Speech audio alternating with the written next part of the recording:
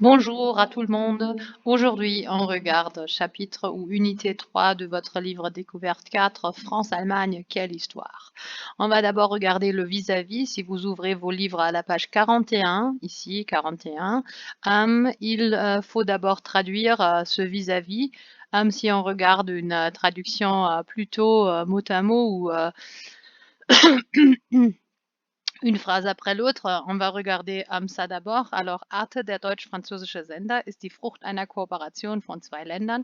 Die Serie Chers Ennemis, geliebte Feinde, erzählt von den großen Etappen ihrer gemeinsamen Geschichte, eine Geschichte geprägt von Kriegen und Allianzen. Eine etwas schönere oder bessere Übersetzung haben wir hier auf der rechten Seite. Der deutsch-französische Sender Arte ist das Ergebnis einer Zusammenarbeit von zwei Ländern. Die Serie Chers Ennemis, geliebte Feinde, erzählt von den großen Ereignissen in ihrer gemeinsamen Geschichte, eine Geschichte, die von Kriegen und Bündnissen geprägt ist. Ich bedanke mich an dieser Stelle bei Frau Krämer, meiner Referendarin, die geholfen hat, dieses Video vorzubereiten und die Seiten für mich bearbeitet hat. Herzlichen Dank dafür. Alors, question numéro 1. Que savez-vous sur l'histoire des relations franco-allemandes? Quelle date et quels personnages connaissez-vous?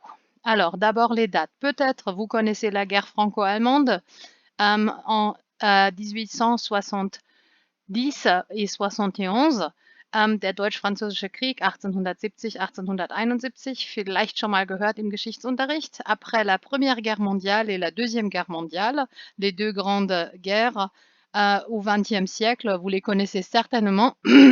Vous avez la Première Guerre mondiale entre 1914 et 1918. Après, vous avez la Deuxième Guerre mondiale entre 1939 jusqu'à 1945. Ich denke, ihr kennt beide Kriege zumindest schon mal gehört, vielleicht auch die Daten schon mal gehört. Après, on a les personnages. Le général Charles de Gaulle, peut-être vous avez entendu parler de lui aussi. Il a organisé la résistance, den Widerstand, contre Hitler et l'Allemagne nazie. L'Allemagne nazie, c'est Nazi-Deutschland. Après, on a Helmut Kohl. Vous avez entendu ce nom peut-être aussi. Le chancelier, un chancelier, vous trouvez ça si bas, c'est Bundeskanzler. C'est comme Angela Merkel, mais entre 1982 et 1998. Et François Mitterrand, c'est le président français, en même temps à peu près, entre 81 jusqu'à 95. Si vous voulez regarder ça, je vous mets ça sur Moodle et vous avez le droit et bien sûr aussi la possibilité de cliquer sur le lien ici. Ich stelle das noch auf Moodle, dann könnt ihr diesen Link anklicken und dann könnt ihr sehen, wie die beiden Händchen haltend am Schlachtfeld in Verdun stehen. Ok. Après, quels exemples de la coopération franco-allemande connaissez-vous? Pensez peut-être aussi à l'AURA dans Unité 2. Alors, on a d'abord le TGV Est, c'est comme le ICE. On peut aller de Karlsruhe à Paris en train en moins de 3 heures.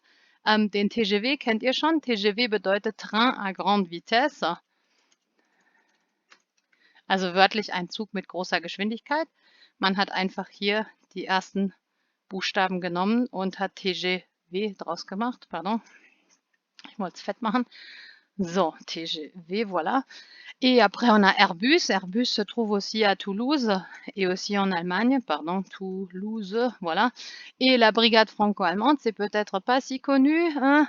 L'Office franco-allemand de la jeunesse, ça c'est das deutsch-französische Jugendwerk. Ok. Après, si vous regardez page 42, Atelier A. Oh là là, dicke Finger heute, hein?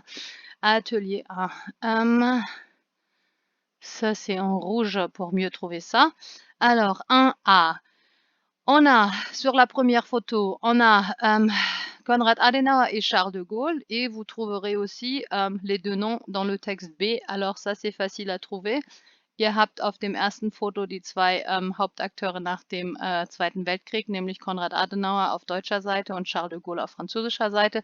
Und ihr findet ganz schnell die Namen in Text B. Deshalb ist das der Text. Bei der Aufgabe geht es lediglich darum, schnell zuzuordnen, wo passt was. Man muss nicht jedes Detail vom Text verstehen. Ok. Après, on a numéro 2. 2, c'est texte D, parce que vous avez dans texte D l'occupation franco-allemande et aussi dans le nord de la France surtout. Alors vous avez dans la photo Commandant der Stadt Paris. Alors, la photo montre la ville de Paris qui est occupée par les Nazis. Auf dem Foto seht ihr Kommandant der Stadt Paris. Normalerweise in Paris steht nichts Deutsches, sondern eher was Französisches. Daher die Besatzung. Das sieht man in Text D auch. Da geht es auch darum, dass die deutschen Truppen die Grenze überschreiten und dass sie erstmal die Hälfte Frankreichs und dann ab 1942 das ganze Frankreich besetzt hatten. Deshalb passt das Bild zu 2, also 2D gehört zusammen.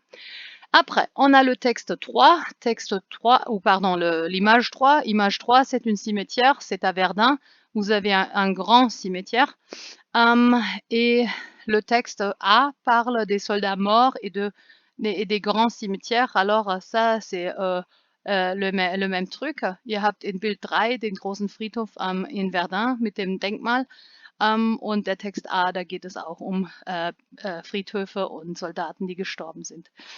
Après, vous avez texte C et image 4. Dans image 4, vous avez des trains. Vous avez un ICE à gauche et un TGV à droite. Ihr habt ein ICE links und ein TGV rechts. Sehen fast ähnlich aus.